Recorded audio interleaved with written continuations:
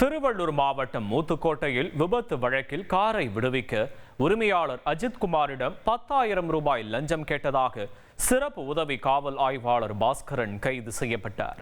இவர் லஞ்சம் கேட்ட ஆடியோ சர்ச்சையை ஏற்படுத்தி இருக்கிறது. சார் ஒரு 7,000 இருக்கு சார். 7,000 ஓகேங்களா சார்?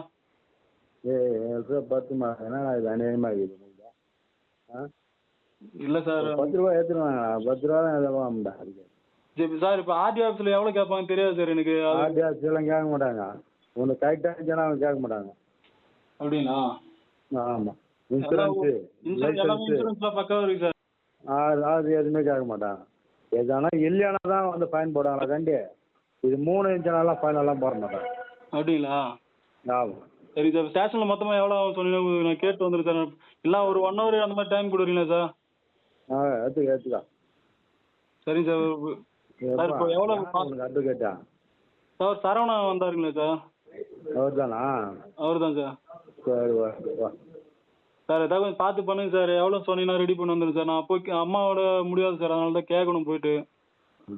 அவ்வளோ பெரிய வீட்டை கட்டி வச்சுக்கிற முடியாது சார். எல்லாமே கடன் ஆச்சு. இப்போ கூட அந்த காரு கூட மொத்தமாக லோன் போட்டு தான் சார் 15,000 15,000 அந்த கார் வச்சு தான் சார் வண்டி ஓட்டி தான் சார். பேசியே முடிச்சுட்டு இருக்கலாமே.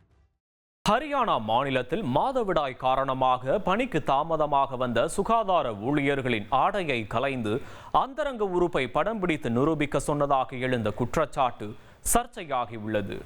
ரோத்தக் பகுதியில் உள்ள பல்கலைக்கழகத்தில் பணியாற்றும் 4 தூய்மை பணியாளர்கள் தாமதமாக வந்த நிலையில் சூப்பர்வைசர் வினோத் மற்றும் ஜிதேந்திரா ஆகியோர் மற்றொரு பெண் ஊழியரை அழைத்து மாதவிடாய் இருப்பதை நிரூபிக்க புகைப்படம் எடுத்து வருமாறு கூறியதாக குற்றம் சாட்டப்பட்டது. மேலும் பணி நீக்கம் செய்து விடுவோம் என மிரட்டியதால் 2 பெண்கள் கழிப்பறைக்கு சென்று புகைப்படங்களை எடுத்ததாகவும் கூறப்படுகிறது. இதையடுத்து இதர ஊழியர்கள் மற்றும் மாணவர்கள் போராட்டத்தில் ஈடுபட்டனர். இதனால் பல்கலைக்கழகம் ஒரு சூப்பர்வைசரை பணியிலிருந்து சஸ்பெண்ட் செய்த நிலையில் அவர்கள் மீது ஒழுங்கு விசாரணைக்கு உத்தரவிட்டது. மேலும் தேவைப்பட்டால் SC/ST சட்டத்தின் கீழ் நடவடிக்கை எடுக்கப்படும் எனவும் தெரிவித்தது. ட்ரெண்ட ஃப்ரெண்ட் ஆக்கிக்கோங்க. தந்தி டிவியின் சப்ஸ்கிரைபர்ஸ் அண்ட் ஃபாலோவர்ஸ் குடும்பத்துல நீங்களும் இணையுங்க.